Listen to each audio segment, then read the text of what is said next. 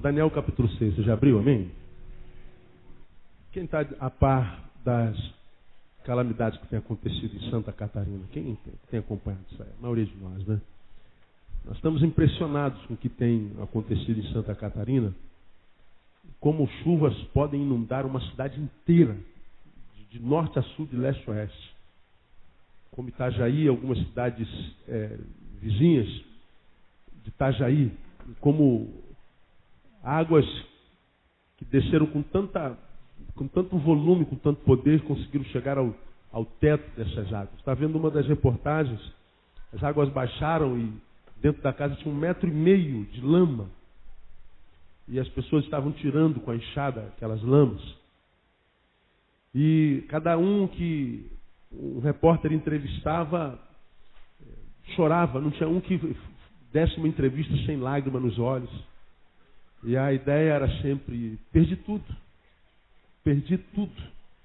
Muitos deles diziam: móveis novos que eu ainda estava pagando, eu simplesmente perdi absolutamente tudo. Algo que a gente leva a vida inteira para construir. Um disse: eu levei 29 anos para construir essa casa. E perdi em menos de 29 minutos. Perdi tudo. E a gente vê aquilo, a gente fica constrangido, a gente sente.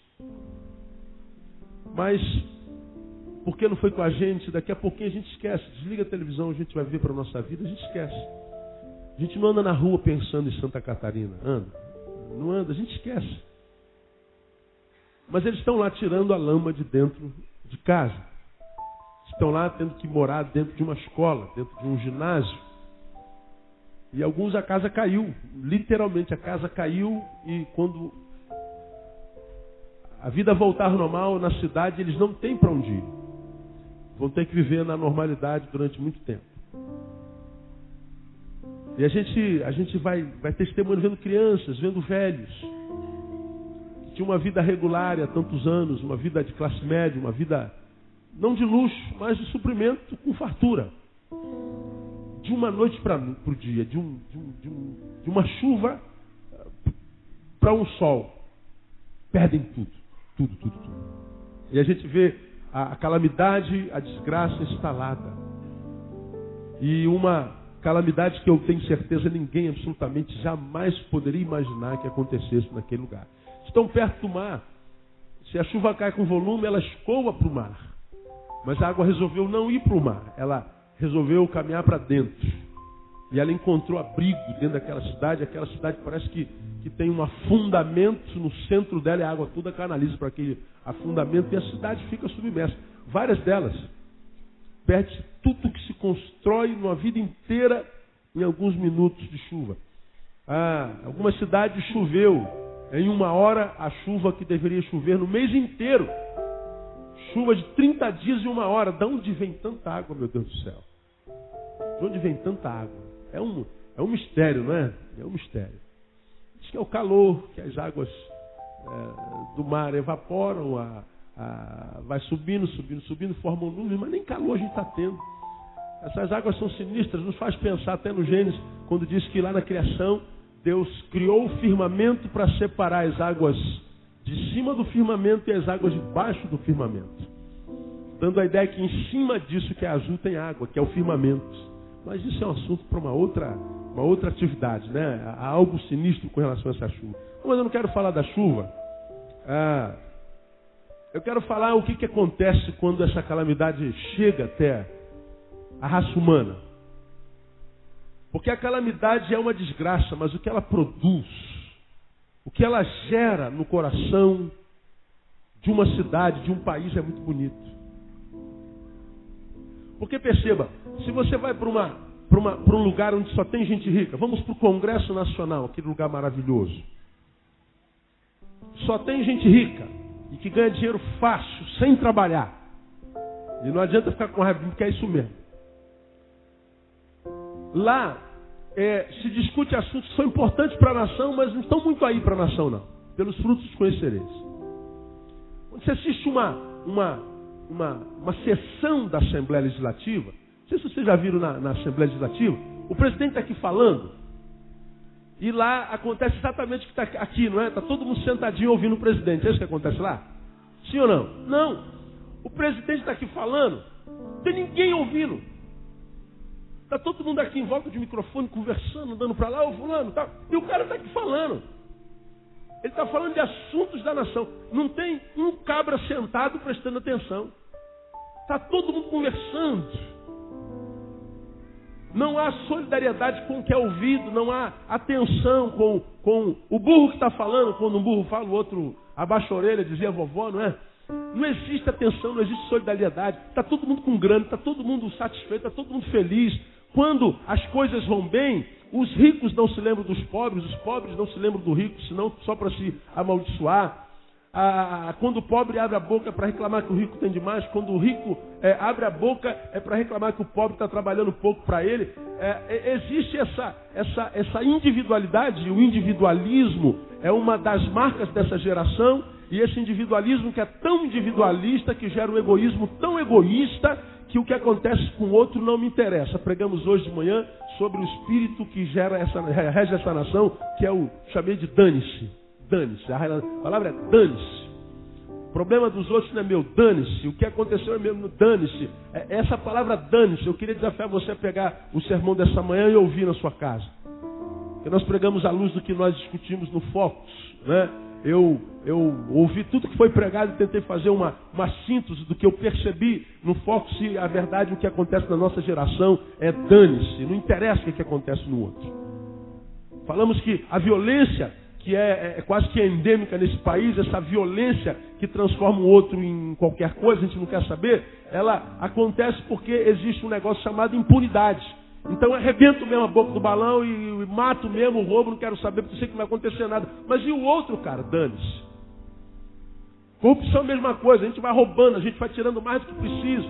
A gente vai tirando o que não é nosso direito e não vai dando o que é direito do outro.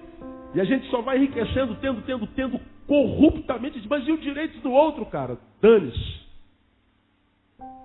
Passeamos pela fala da sexualidade patológica. O sexo não é um pecado em si, ao contrário, é uma bênção, uma graça de Deus para nós, uma das coisas mais gostosas e lindas que Deus deu ao ser vivo. Mas o ser humano adoecido faz mau uso dessa sexualidade, e a gente agora transformou o outro em coisa, e o outro agora é um objeto de prazer. E a gente pergunta, mas e o sentimento dessa mulher e o sentimento desse homem, cara? Dane-se. O espírito é dane-se. Agora, pensa comigo, quando a calamidade chega, como chegou, por exemplo, lá em Santa Catarina, que é uma tristeza, que é motivo de choro, veja o que a calamidade numa cidade gera no país inteirinho. O que a calamidade gera? Quem é capaz de me dizer? Digam você a palavra. Qual é a palavrinha? Solidariedade. A desgraça é uma desgraça.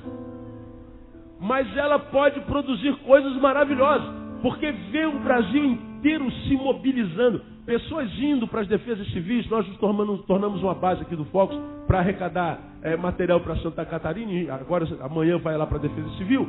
A gente vê cada um vindo com a sua bolsinha. Com um brinquedo, com um par de meias, uma roupa, uma camisa, uma calça, uma bolsa de compra, um colchão. Todo mundo se mexendo. Abre-se conta e na conta a gente tem quase 5 milhões de reais. Menos de uma semana. As pessoas abrem o bolso. Olha que isso é difícil. E a gente vê a desgraça que acontece no lugar, gerando um sentimento raro, extinto em todos os lugares. Eu fiquei analisando essas expressões de solidariedade por causa da desgraça que aconteceu no Estado. Todos os estados da federação se mobilizam em solidariedade à dor do seu próximo. Solidariedade que nunca é despertada em nós quando está todo mundo ganhando dinheiro, quando está todo mundo vivendo a sua própria vida. A riqueza não gera solidariedade. A riqueza gera mais egoísmo. Porque a Bíblia diz que o homem nunca se fartará do dinheiro. Quanto mais tem, mais ele quer. Quanto mais angaria ele quer. Nunca é o suficiente. Ele quer sempre mais. Agora, quando uma desgraça dessa se instaura, eu vejo do Rio Grande do Sul até Manaus, até o Macapá, a gente vê de todos os lados um país se mobilizando em torno de um sentimento por causa de uma desgraça que acontece em uma cidade. Eu fiquei fazendo uma análise desse fenômeno. Eu falei, Deus, a gente é quase tentado a orar para que mais desgraças venham. A gente não pode orar um negócio desse. Vai que Deus responde e a desgraça acontece no Rio de Janeiro, em Jacarepaguá, onde eu moro, é a minha casa que vai embora. Não é? Porque para quem está de fora vendo a desgraça dos outros, a solidariedade que tal desgraça gera é uma bênção.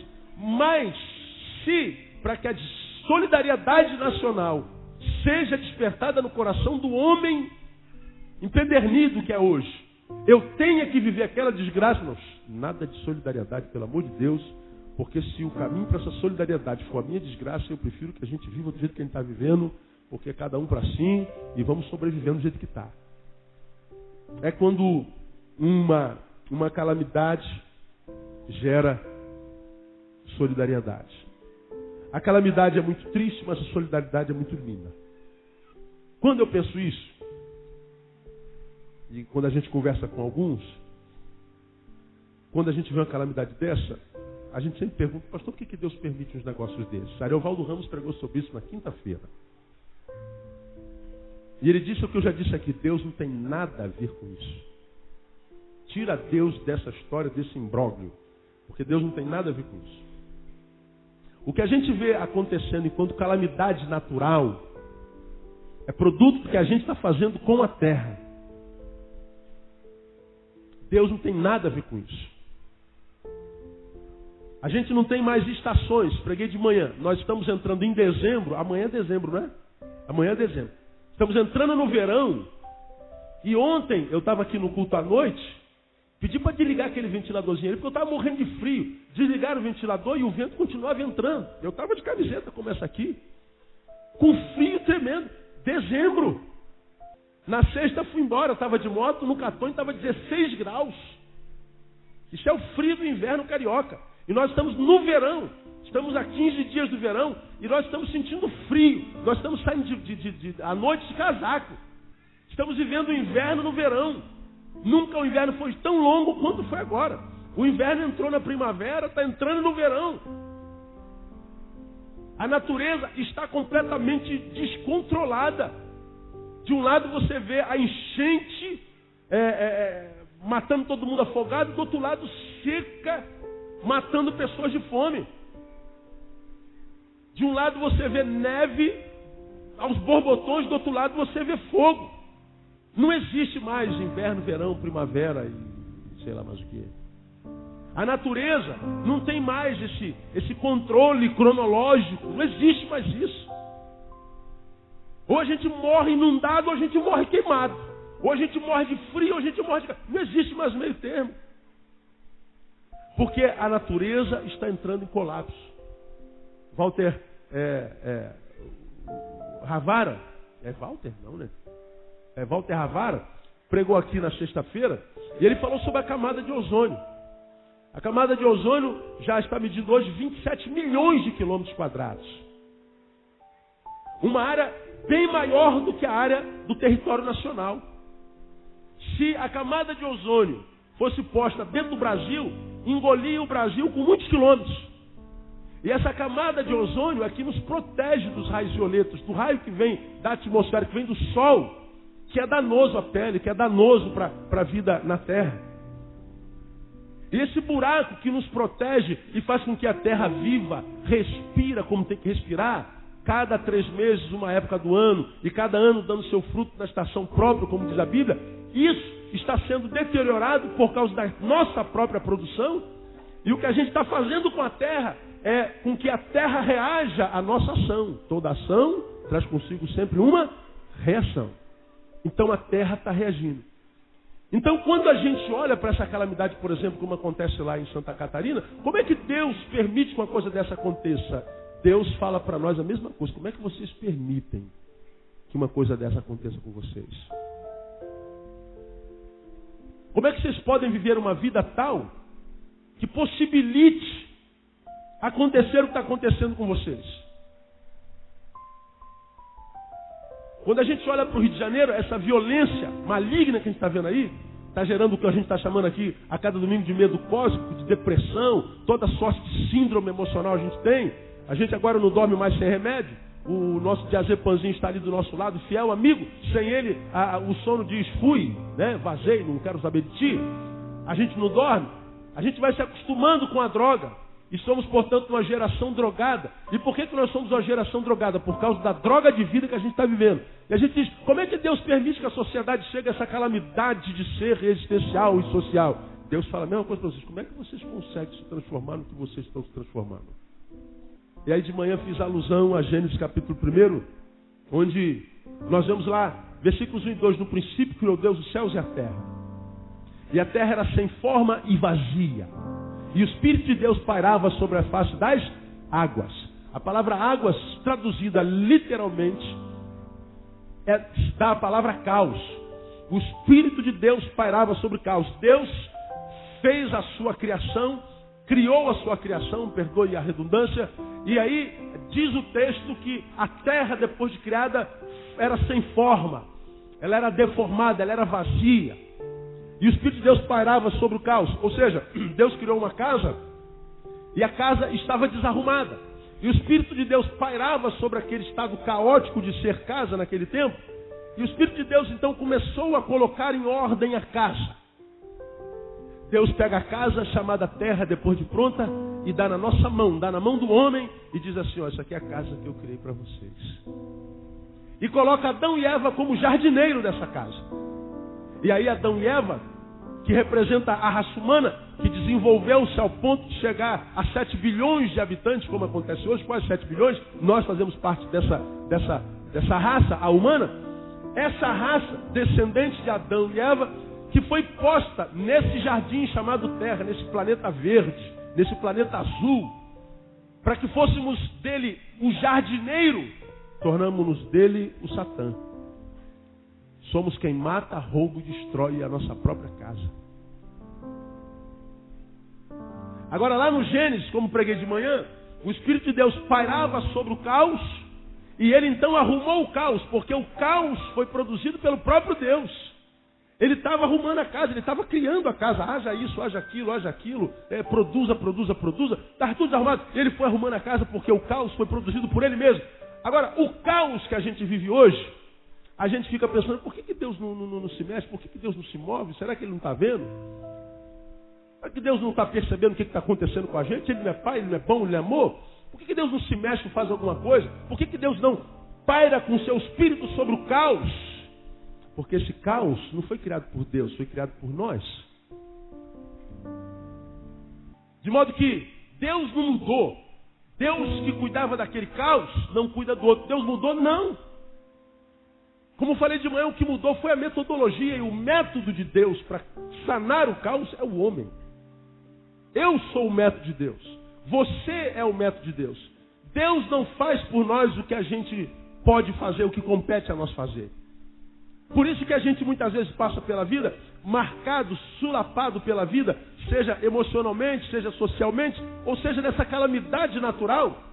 E a gente tem a sensação de que Deus não está vendo. A gente, além da dor que sente pelo caos, a gente sente a dor da decepção que a gente sente por Deus, porque Deus não se mexe. Como se Deus estivesse morto. E Deus não está morto. Deus está vendo tudo direitinho e está perguntando para mim e para você, como é que vocês conseguem se transformar no que vocês estão se transformando? E essas calamidades, irmãos, que infelizmente a gente tem que testemunhar na televisão, são as covas que nós cavamos para nós. Gálatas capítulo 6, versículo 7, se eu não me engano, diz: de Deus não se deixa escarnecer, porque tudo o que o homem semear, diz para mim, isso também ceifará. Nada chega à nossa vida sem que nós não tenhamos plantado. E se chegou à nossa vida sem que nós tenhamos plantado, não vai permanecer na nossa vida. Agora eu quero que você entenda o seguinte: conhecereis a verdade e a verdade vos libertará. Nem sempre a gente colhe o fruto do nosso plantio individual. mas a gente colhe o fruto do nosso plantio enquanto raça, da nossa produção social. Você pode não ter praticado o mal individualmente falando, que de repente veio sobre a sua vida, mas você faz parte de uma sociedade, você faz parte de uma geração que tem produzido tanto mal, que o mal está agora frutificando contra nós não enquanto indivíduos, mas nós enquanto raça. Se nós fazemos parte da raça, vamos colher.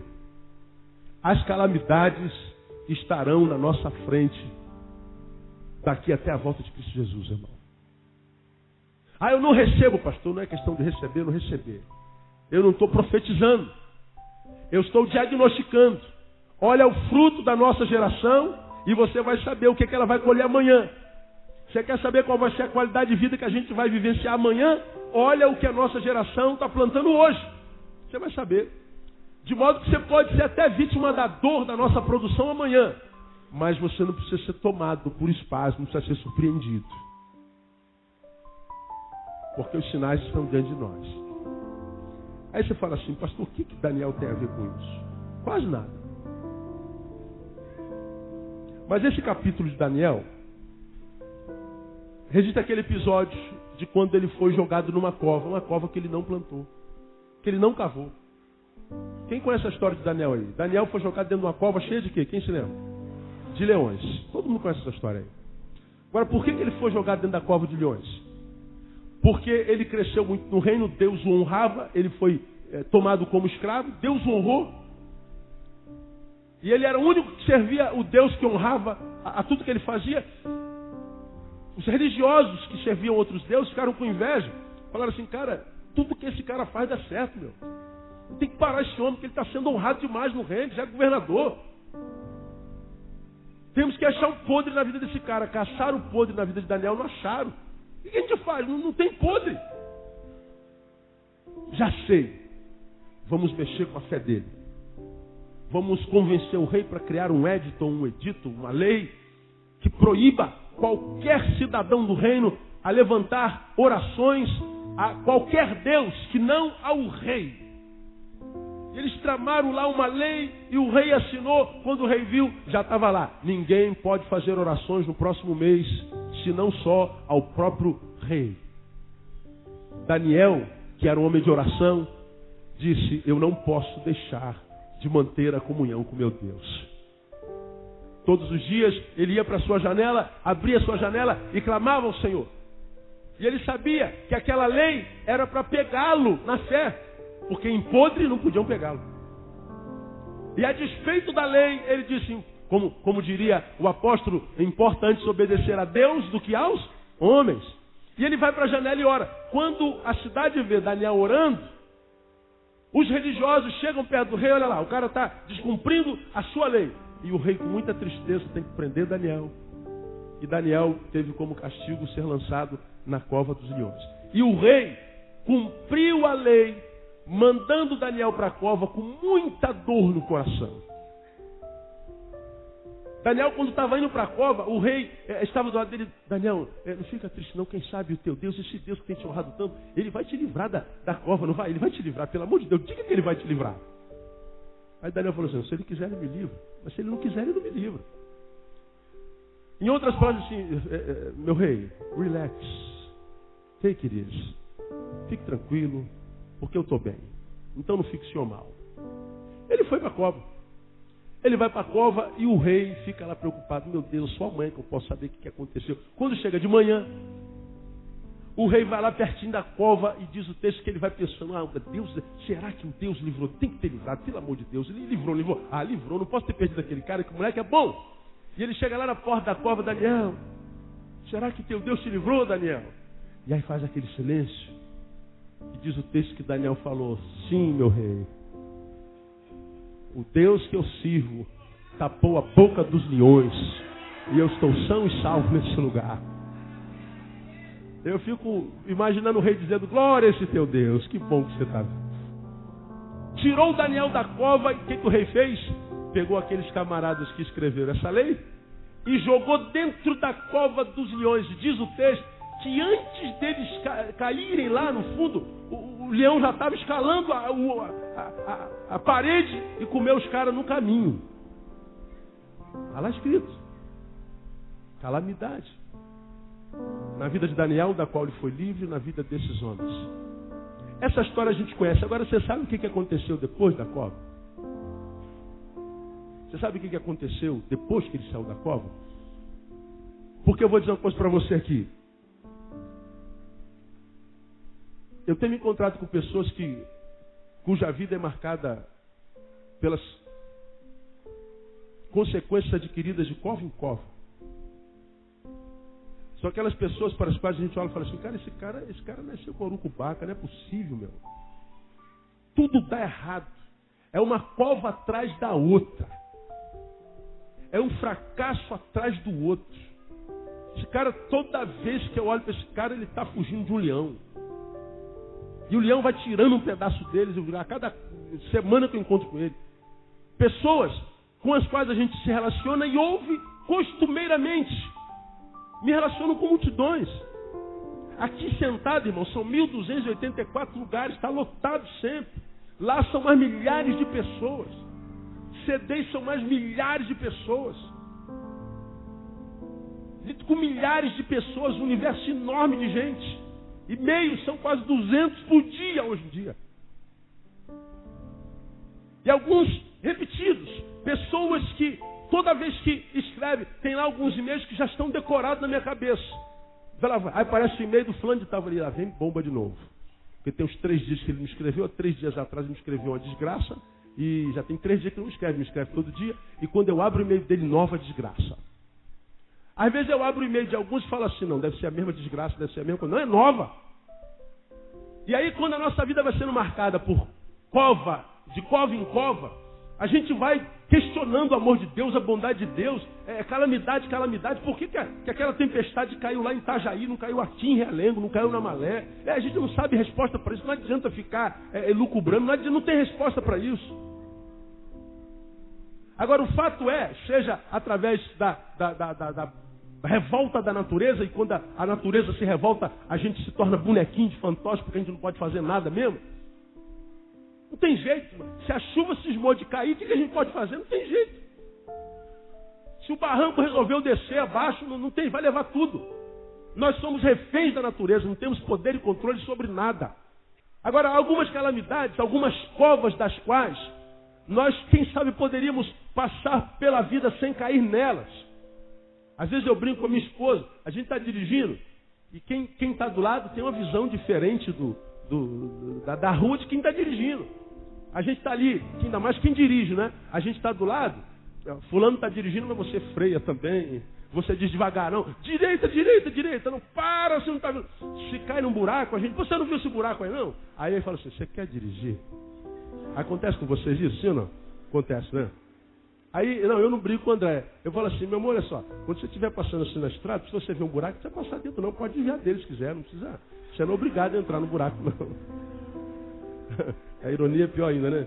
Você não é obrigado a entrar em todo buraco. Pode fugir do buraco, você não precisa jogar o pneu lá, né? Ela já está entendendo o que eu estou falando, né? Agora, tem alguns de nós que parece que vem andando, cara. Se vê um buraco ali, pula dentro. Pum! Meu Deus, você está vindo tão bem, cara. O que aconteceu contigo? Ele consegue sair desse buraco, volta para a vida. Ele vê outro buraco lá, pula dentro. Ele não pode ver um buraco. Buraco maníaco. O cara está viciado em cova. Só que toda vez que a gente cai, a Bíblia diz, se alguém está em pé, cuide o quê? Não caia. Porque para cair só precisa estar o quê? De pé. Então essa palavra para qualquer um. Para mim, para você, você pode cair. Para cair só basta estar de pé. Agora, cair faz parte da nossa... Não vem com esse negócio. Cair é do homem. E levantar é o quê? Mesmo quem te disse isso é um retardado. Cair é do homem e o levantar é do homem também. Não adianta. Se você ficar lá na covinha prostradinho, você vai morrer na covinha. Eu tenho dito isso aqui, gera raiva na vida de um monte de gente. Você fica aqui na covinha dizendo, ninguém vem me ver, ninguém vem me visitar, ninguém tem pena de mim, ninguém me ama, aquela igreja não tem amor, aquele pastor não tem amor, aquele presbítero não tem amor, eu estou aqui, ninguém, irmão, está todo mundo cheio de problema. A gente ajuda o outro uma vez ou outra, outra vez ou outra, mas não ajuda a vida inteira não. Você acha que todo mundo vai ficar aqui me ajudando o tempo inteiro, a vida inteira? Não tem mais o que fazer, pô. Você está viciado em cova, você vive dentro dessa cova, pô. Sabe o que eles fazem conosco? Nos largam de mão. É assim que é a vida. Ou a gente acredita nisso, ou a gente vai morrer na cova. Agora, o que aconteceu na cova? A gente já sabe. Agora, quando ele saiu da cova, o que aconteceu? Por que que a cova não era uma geografia boa para Daniel? Por que que o leão olhou para Daniel e falou assim, não, esse cara não nos pertence, meu. Nossa fome vai ter que continuar aqui com a gente. Os leões estavam famintos. Não é dessa vez ainda. Os leões sabem que eles tocam. A Bíblia diz que o diabo, vosso adversário, anda bramando ao vosso redor. Bramando como um leão, buscando a quem possa o quê? Tragar. Aqueles leões são a simbologia do nosso inimigo, que anda ao nosso redor, querendo nos tragar. E por que não traga então? Porque ele depende da nossa produção. Ele precisa saber quem é que rege a nossa vida. Ele precisa saber qual é o espírito que nos conduz. Quando Daniel cai dentro da cova, ele diz, não, rapaziada, deixa esse cara aí, que esse cara não é nosso não. Não entra nessa peleja não. Deixa de lado esse homem aí. E o homem passa a noite lá e os leões ficam aqui babando, doidinho, mas não pode. Agora, quando os outros, no dia seguinte, foram lançados, eles estavam vindo o corpo caindo, né? O efeito da gravidade trabalhando. E antes deles caírem no chão, leia o texto quando chegar em casa, eles voam em cima dos caras e estraçalham os homens. Esse é nosso, esse nos pertence. Por quê que a calamidade alcança alguns costumeiramente e a outros a calamidade olha e diz, não, esse aí não. Por que a palavra de Deus que diz a respeito do diabo, a nosso respeito? Sujeitai-vos, pois, a Deus. Resistir o quê? Ao diabo. O que acontece? Ele faz o quê, irmão? Diga, foge. Diga, foge. Diga, irmão que está do seu lado, o diabo foge. Quantos acreditam? Diga, eu creio nisso, pastor. A palavra de Deus pode mentir? Não. Se a gente se sujeita a Deus, diz que o diabo faz o quê? Foge. Por que o diabo não foge de muitos de nós? Mentiu a palavra? Por que o diabo toda vez que te mira, te acerta? Pelo amor de Deus, me mira e me erra uma vez, cara. Pelo amor de Deus. Mas não, ele te mira e te acerta. Por que o diabo sempre consegue te jogar na cova? Por que o diabo amarra a vida de uns e outros parece que são imunizados contra o diabo? O diabo parece que não conhece, mas não é possível, Satanás. Olha aqui esse cara aqui, meu. Toda vez sou eu, brother. E o diabo não vê. Tá igual o velho do Ninhal. Quer ver aí? Pantanal. Ninguém vê o velho, né, meu? Como é o nome do filho dele? O Zé. Zé Leôncio não vê o filho de jeito nenhum. O cara tirou uma foto para ver o velho, revelou, aí tá lá aquele buraco branco, o velho não aparece, ninguém consegue ver o velho. É assim que Deus faz com muitos de nós. A gente se torna invisível. A gente não cai na cova de jeito nenhum. Por que alguns, caso caiam, não permanecem na cova? E porque alguns muitas vezes caem uma vez, nunca mais caem? Não é por causa daquilo que a gente é por causa daquilo que a gente faz depois que a gente cai na cova. Porque em cova todo mundo já caiu, se não cair vai cair, e quem caiu a primeira vez não foi a última. Todos nós passamos por vale de sombra da morte. Todos nós passamos por momentos embaçados na vida. Todos nós passamos por adversidade. Todos nós temos momentos na vida tão angustiosos, com vontade de chutar o balde, de sumir da vida, de dar um tiro na cabeça, de desaparecer, porque a gente já está cansado de sofrer, a gente está cansado de tentar e fracassar, a gente está cansado de confiar e ser traído, a gente está cansado de amar e ser apunhalado, a gente está cansado. Quem é que não passa por isso? Agora, por que alguns passam a vida inteira? Por causa daquilo que eles fazem quando estão na cova. Tem alguns que vão cair na cova até morrer, porque se não aprender a viver na cova, não aprende nunca mais. Se não aprende com dor, não aprende na celebração de jeito nenhum. Se não aprende quando está apanhando da vida, não vai aprender quando estiver sorrindo na vida. Veja a postura de Daniel quando ele saiu da cova. A gente está lendo o capítulo 6. A gente vai lá no 21. Vamos ler o 19. Então o rei se levantou ao romper do dia, foi com pressa à cova dos leões. Com pressa. Chegando-se à cova, chamou por Daniel com voz triste. E disse o rei a Daniel: ó Daniel, servo do Deus vivo, dá-se aí o caso que teu Deus, a quem tu continuamente serves, tenha podido livrar-te dos leões. E ele ficou esperando. Então Daniel fez o quê? Falou ao rei: ó rei, vive para sempre. O meu Deus enviou o seu anjo e fechou a boca dos leões, e eles não me fizeram mal algum, porque foi achada em minha inocência diante dele, e também diante de ti, ó rei, não tenho cometido delito algum. Veja, ele saiu da cova, ele está na cova. Quando ele sai da cova, diz o texto no versículo 21, Daniel falou ao rei: ó rei, vive para sempre. Primeiro, Daniel não guardou amargura. Quem foi que jogou Daniel lá dentro? Quem foi? O rei. Por vontade ou não? Foi ele que lançou ele lá. Ele cai na cova e se depara com os animais que ele nunca viu de perto e nunca queria mais ver, tenho certeza. E ele devia, naquela noite, na dor, na noite da adversidade, quando a vida estava apertando, quando a ameaça de morte estava diante de si, ele podia estar dizendo: meu Deus, eu fui tão fiel a esse rei, o cara é rei, ele podia me tirar daqui, ele podia rever a lei, ele podia suspender a lei, sustar a lei, ele podia fazer qualquer coisa. É assim que ele me paga a minha fidelidade, é assim que ele me paga as revelações que eu tenho dado de Deus, a parte de Deus para ele. É assim que ele retribui a minha solidariedade. Desgraçado, maldito. Vou amaldiçoar você, seu safado. É isso que Daniel faz. Quando Daniel sai da cova, a palavra dele: ó rei, vive para sempre. Por que Daniel não podia ser comido por leão? Por que Daniel não podia cair em cova? Por que cova? Por que buracos? Por que vales não podiam reter Daniel? Porque o vale não conseguia gerar amargura no coração de Daniel. O vale não conseguia gerar ódio no coração de Daniel. A dor não deformava o caráter de Daniel. A dor não transformava Daniel num angustiado, num agoniado, num violento, num amargurado, num infeliz. Daniel continuava sendo o que era, na cova ou fora da cova. Ele foi lançado na cova porque era uma bênção. Foi lançado na cova, continuou sendo bênção. Saiu da cova, continuou abençoando. Como é que o diabo pode tocar nome desse? Uma cova nunca será crônica, nem eterna na vida de um homem que não conhece amargura. De um homem que consegue transcender circunstâncias. De uma pessoa que na cova sente dor, agonia da alma, agonia da tristeza, da solidão, do abandono, e vê em si a amargura nascendo, a amargura brotando. E a gente sabe que nós estamos nos tornando amargurados.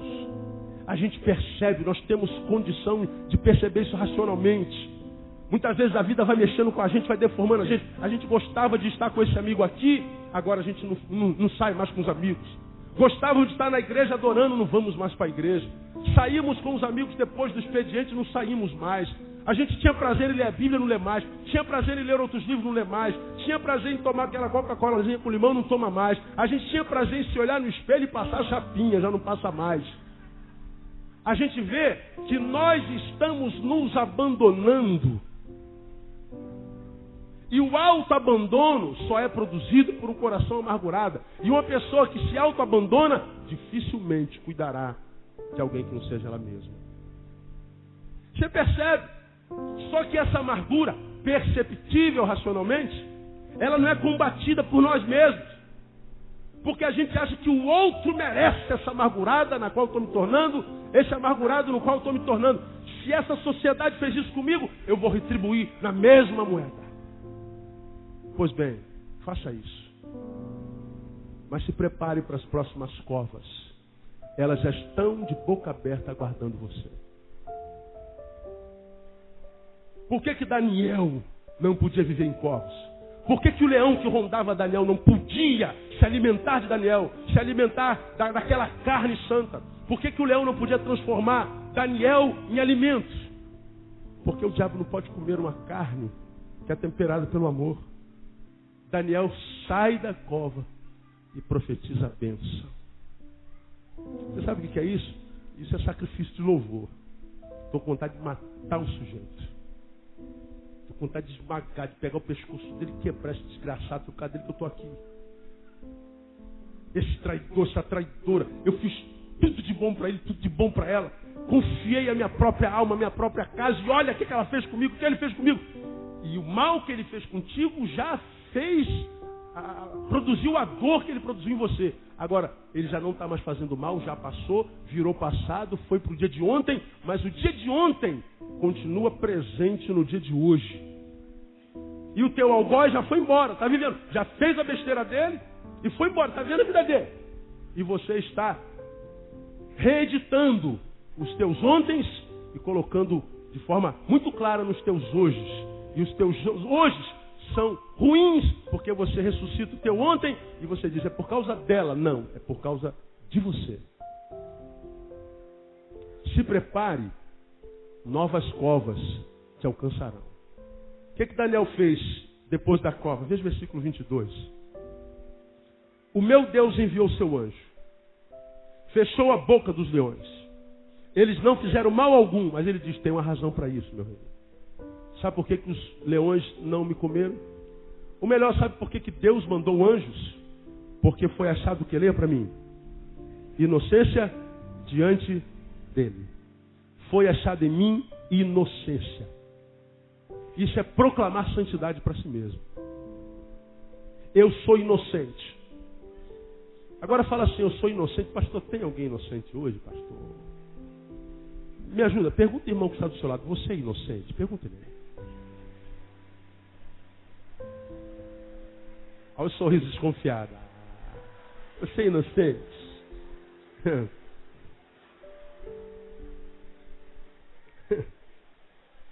Oh Deus, se fosse pelos nossos méritos. Satanás, tome-nos. Porque é graça, irmão, é graça. Ninguém é inocente. Agora, daquele crime específico, Daniel era culpado ou era inocente? Inocente. Esse texto está dizendo que Deus sabe que é impossível que nós sejamos limpos o tempo inteiro.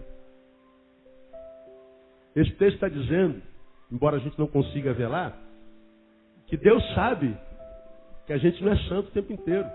Mesmo você, irmã Santinha do Pau Oco. Mas eu não desejo mal para ninguém, pastor. Engane-se. Quer viver essa mentira que você é ser vivo.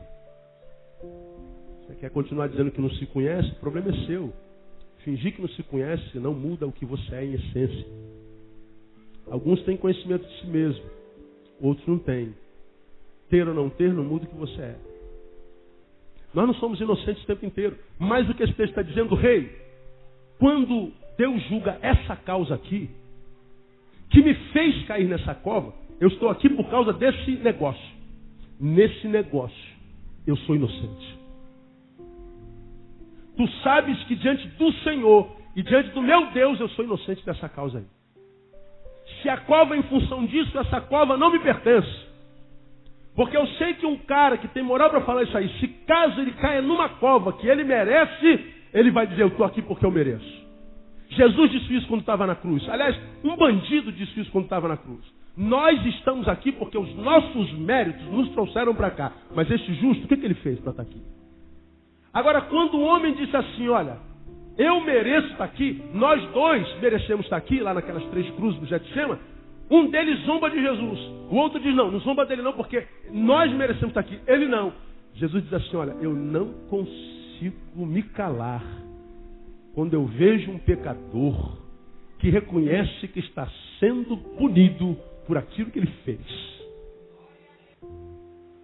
O cara simplesmente disse, nós estamos aqui porque nós merecemos. Jesus diz assim, se você acha que merece o que está recebendo, então você não merece mais. Hoje você estará comigo no paraíso. Você não vai conhecer mais cova. Por que as covas se repetem na nossa vida? Eu não mereço, pastor, coitadinho de mim. Oh Deus, tem misericórdia, Jesus, eu sou tão boazinha. Jesus está falando assim para a maioria de nós, olha, você não está falando com o pastor aí, que não conhece os corações. Você não está falando com o presbítero, você não está falando com o teu marido que não te conhece, você está falando com Deus que te conhece por dentro e por fora. O Deus que esquadrinha os teus sentimentos, o teu pensamento, que tem uma sonda dentro de você, que sabe o que você faz do lado de fora e o que você gostaria de fazer do lado de dentro. Então não entra nessa de ser santinha quando você estiver orando comigo dentro do quarto. Não tenta me comover para que eu sinta pena de você, porque eu já preguei aqui, Deus não sente pena de nós, porque nós não somos dignos de penas, nós somos dignos de misericórdia. Misericórdia e pena são duas coisas. A misericórdia vem quando nós nos reconhecemos pecadores. E aí Deus tem misericórdia de nós. Agora, quando nós tentamos fazer de santinho, de santinha, achando que Deus vai ter pena de nós e nos tirar dali, não, Deus não tem pena porque nós não somos dignos de pena. Nós somos mais que vencedores em Cristo Jesus. Você tem que ter pena do diabo. Como disse André Valadão naquela música antiga dele, que vive jogando na tua cara o teu passado. E você entra em depressão porque ele joga na tua cara o teu passado. E você tinha que jogar na cara dele o futuro dele. Porque você sabe o futuro do diabo, não sabe? Dele é que a gente tem que ter pena, não de nós. Então por que cova não era lugar para Daniel? Porque ele proclamava santidade para a sua vida, ele era inocente naquela causa. De modo que a gente tem que buscar inocência na maioria das áreas da nossa vida. Agora, caso a gente não seja inocente, a Bíblia diz, lá pela boca do apóstolo João, essas coisas vos tenho escrito para que não pequeis, mas se pecar, temos um advogado para com o Pai, Jesus Cristo, o justo. O que esse texto está dizendo aí? Eu escrevi isso para que você não peque. Mas se você pecar... Ora, quando ele diz assim, mas se pecar, ele falou assim, ele admitiu a hipótese. Eu gostaria muito que você não pecasse, mas eu sei que de vez em quando vocês encontram uma casca de banana no caminho. O homem velho dá uma ressuscitada. E Deus fala assim, mesmo que esse homem velho der uma ressuscitada por um tempo, e você fizer a besteira que você sabe que não deveria ter feito, não se desespere, não abdique do teu futuro, porque você tem um advogado. E quando você diz assim, Senhor, pequei contra ti, como disse o filho pródigo, pequei contra os céus perante ti. Eu já não sou digno nem de ser chamado teu filho, me faz um jornaleiro, me faz um empregado, Pai. Porque quando eu me afastei de ti, Pai, eu fui viver uma porcaria de vida, comi comida dos porcos. E o pai sabia. Qual filho que se rebela contra pai e se dá bem, irmão? Em qual família que você conhece essa história? O filho se rebelou contra pai e mãe e sumiu. Aonde é que você conhece a história do filho ter se dado bem? Só quem não aprende isso são os adolescentes. Não aqui é uma bênção. Aí o cara só volta quando está quebrado. Agora, quando o filho volta para casa e diz assim, pai, pequei, me faz um empregado. Não, filho. Um filho que se reconhece pecador, continua filho. Ele não é rebaixado da qualidade de filho para empregado. O filho que vive a vida de empregado, a vida de porcaria, é o filho que não se reconhece pecador. Mas o filho que se reconhece pecador, ele continua sendo filho. Traga um anel de herdeiro, põe no dedo dele. Mata o melhor bezerro. E vamos celebrar porque esse meu filho estava morto e reviveu. Festa. Não há cova para quem proclama santidade para a vida. Por que o cara não foi comido pelo leão? Por causa da postura dele fora da cova. Agora a gente cai na cova e fica... Por que eu caí na cova? Qual a razão teológica? Filosoficamente, qual foi a razão que eu caí aqui? O que aqui estou fazendo? Qual o objetivo disso? Irmão, não tem razão para calamidade, não. Por que foi em Santa Catarina? Agora, o que Santa Catarina vai fazer quando sair dali? Por que você está na cova? A gente não sabe. O que você vai fazer quando sair daí? Vai gerar maldição? Ah, pastor, agora eu vou arrebentar a boca do balão. Me fizeram? Pois bem, me aguarde. Pois é. A cova está se aguardando. Ô filho, isso aí mesmo. Ai, gente, ajuda ele a sair daí, ajuda ele a sair daí. Que a cova egoísta está aqui te esperando. E você vai de cova em cova até nunca mais sair da cova. Porque é numa cova que a gente é sepultado. Deixa eu terminar. Eu tenho um monte de copos aqui, mas vou parar aqui. O que Daniel faz quando ele sai da cova? Veja o versículo 23. Terminei. Então o rei muito se alegrou. Mandou tirar Daniel da cova. Assim foi tirado Daniel da cova. E não se achou nele lesão alguma. Também tem um porquê. Porque ele havia o quê? Confiado em Deus. Lá em cima ele saiu da cova, tinha uma razão, porque foi achada nele inocência. Agora no versículo de baixo diz que ele caiu na cova e não se machucou. Por quê? Porque ele havia confiado em Deus. A gente não só não cai mais na cova, como quando cai, não se machuca. Rapaz, o Deus que a gente serve é uma coisa linda. A gente aqui não presta. E a gente vai tentando viver carreira solo. A gente vai se arrebentando.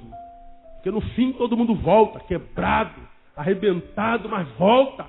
Se você é um eleito, não adianta. Vai comer lavagem, mas vai voltar. O que Deus queria é que você não precisasse se machucar tanto. Por que Daniel não cai em cova? Porque quando ele na cova cai, ele ao invés de ver a sua fé fenecendo, ele trabalha para aumentar a sua fé. Eu confiei no meu Deus. Eu não desisti de crer no meu Deus. As circunstâncias não diminuíram a imagem de Deus em mim. Já preguei sobre isso aqui. Porque as circunstâncias carregam em si o poder de desconfigurar a imagem de Deus em nós. Qual a imagem que você tem de Deus? Um Deus grande, poderoso, excelso. Jeová Tsebaoth, Deus dos exércitos. Jeová Rafa, o Senhor que sara. Jeová Shammah, Deus de paz. Jeová Jireh, Deus de provisão. Ele é o Deus que quebra todas as cadeias, que sara todas as doenças. Esse é o nosso Deus. Varão de guerra. Agora, quando as circunstâncias nos oprimem, quando a desgraça chega, a ideia que a gente tem de Deus muda. Deus se esqueceu de mim. Deus me abandonou. Pastor, será que Deus está me punindo? Atendi uma pessoa que eu nunca vi na vida, que eu aprendi a amar. Um presbítero de uma igreja que tem por aí, descobriu que no seu filho de 3 anos e meio foi achada uma doença que dá em cada 100 milhões de habitantes na Terra. 1 em cada 100 milhões de habitantes. É uma doença degenerativa, não há cura, porque a ciência nem conhece, não sabe nem o que fazer. Mata o sistema de defesa do corpo, porque os próprios sistemas de defesa do corpo, você fura aqui, aí o corpo começa a combater para que não se inflame. E o próprio corpo vai trabalhando para que aquilo cicatrize. Se o corpo detecta um corpo estranho dentro dele, ele mesmo cria o sistema de defesa, vão lá os soldadinhos brancos, né, para combater aquele corpo estranho. E aí você é curado ou você não adoece. Só que os soldados de defesa do corpo, que combatem o corpo estranho, a doença, o cérebro lê como o próprio corpo estranho. E eles guerreiam entre si e se matam. De modo que a pessoa não pode ter uma gripe que ela morre, ela não pode ter uma unha encravada. Ela não pode ter absolutamente nada. Ela vive dentro de uma bolha, com uma máscara, ela não pode viver. 3 anos e meio, me ouve pelo site. Entra no gabinete e diz: pastor, eu quero louvar a Deus pela sua vida, sua palavra me tem mantido de pé. E ele começa a falar da vida dele. Depois que ele fala do filho de 3 anos, ele diz assim: pastor, o pior de tudo é que eu tenho uma filha de 11 anos. E nessa semana foi detectada a mesma enfermidade da minha filha também. E eu estou atrás da mesa e digo assim: ai meu Deus, ele vai me fazer aquela pergunta que eu não tenho resposta, eu não sei o que ele está fazendo aqui. E eu estou olhando para a foto das minhas 2 filhas ali na minha mesa. E ele vem com a pergunta: pastor, por que na minha casa? Não podia ser só um filho, pastor? O outro não podia, sei lá na Ásia, no Japão, no inferno. Meus 2 filhos. Por que, pastor? Aí engasga-me. Aí eu pergunto ele assim: por que o senhor faz essa pergunta a mim? Por que a mim? Você não tem um pastor? Você não tem tantos amigos pastores, crentes? Por que eu? Aí ele manda a ficha: Deus me disse. que o Senhor teria uma palavra para mim. Aí eu falo assim, Deus, tu não me avisaste isso não. Tu não me deste essa palavra. Estou aqui comigo. E eu estou chorando. Olhando para minhas duas filhas. Uma delas eu batizei hoje. Aí dá um desespero na alma. Deus, uma palavra. Pelo amor de Deus, Deus, me dá uma palavra desse homem. Eu não tive palavra nenhuma. Ele baixa a cabeça decepcionado. Porque ele achou que o homem inteligente, que é o pastor Ney, o homem estudado, o homem que ele ouve no site, esse homem renomado, esse cara vai dar uma palavra de Deus. Eu não sei o que dizer para o irmão. Ele abaixa a cabeça como quem diz, eu estou decepcionado. Aí eu me sinto. Aí eu saio de trás da mesa, sento do lado dele, boto a mão no ombro dele e falo assim, vamos orar. Falei, Deus, eu não sei o que dizer para o teu filho. Não entendo o Senhor. Não entendo os teus juízos, não entendo os teus estatutos. Eu não sei porque uma doença que dá em 1 em cada 100 milhões, dá na mesma casa. Eu não sei por que dizer isso para o irmão, não sei o que dizer para ele. Tenho 2 filhas. Mas a única coisa, Pai, que me vem à mente é a tua palavra. Todas as coisas contribuem para o bem daqueles que amam a Deus. Eu quero te pedir que tu renove as forças desse homem, que lhe dê respostas. Em nome de Jesus, amém. Aquele homem levantou, ele foi para a porta, aí eu me sentindo uma porcaria. Levei-o à porta, e ele foi embora. Irmão, Deus abençoe, o Senhor me perdoa. Pastor, muito obrigado. Ele foi embora. Olha, Eliseu, você está aí, Eliseu? Levou um susto danado. Ele foi embora, eu voltei para a minha mesa, mandar entrar o próximo. A porta bate, eu vou lá na porta de novo, ele volta. E eu falei, meu Deus, o que ele vai me falar agora? Põe isso no meu lugar. Ele pula no meu pescoço, me abraça. Diz assim, obrigado porque o Senhor me amou. O Senhor saiu de trás da mesa. Como, irmão? O Senhor saiu de trás da mesa. Sentou do meu lado. E botou a mão no meu ombro. E foi embora. Fiquei bolado. Deus falou comigo assim, naquela noite, filho, para quem tem fé, respostas não são necessárias. Porque nas angústias mais profundas da vida, as questões que vêm dessas angústias da vida, essas não têm respostas. De modo que lembra que você tem pregado a fé, a vitória da fé não é vencer sempre. A vitória da fé é não cansar nunca. Porque quem cansa desiste. Quem tem fé não cansa. Quem não cansa luta até o fim. Aquele homem, ele saiu sem resposta. Eu não tenho resposta para tudo. Mas ele diz, eu senti o amor de Deus no seu abraço. Quando você não souber o que fazer, simplesmente ama. Porque você tem aprendido aqui que o que vai contar no final não é o quanto você sabe, nem o quanto você fez, mas o quanto você amou. E lembra, se essa questão não tem resposta, o problema é meu, não é teu. Ou você crê que todas as coisas contribuem para o bem daqueles que amam a Deus, ou você não crê. Se não crê, a ausência de resposta vai te carcomer. Mas se você crê que basta me amar, que isso vai contribuir para o bem, seja qual for o teu problema, ele será sempre menor do que você. Sento na minha cadeira, o Espírito Santo me diz no meu coração, eu agora vou cuidar desse meu filho. o meu coração apaziguou na hora. Com isso eu quero dizer e terminar dizendo o seguinte: Daniel não podia ficar na cova, porque na cova ele não buscava respostas. Ele só acreditou no amor de Deus.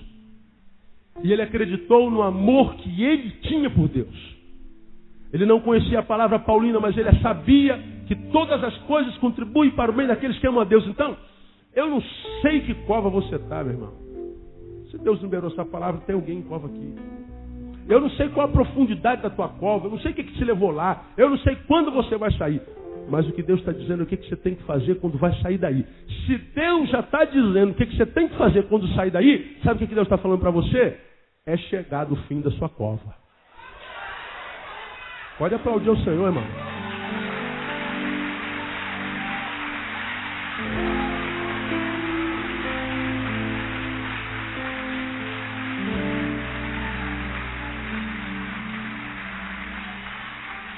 Todavia, o texto está dizendo, novas covas estarão diante de você. Cair nelas ou não depende da tua postura. Portanto, se você está aí na cova amargurado com alguém hoje, você para pensar, pronto, dói. Deus está dizendo, você precisa liberar essa pessoa, você precisa se libertar dessa desgraça, porque senão você vai viver de cova em cova.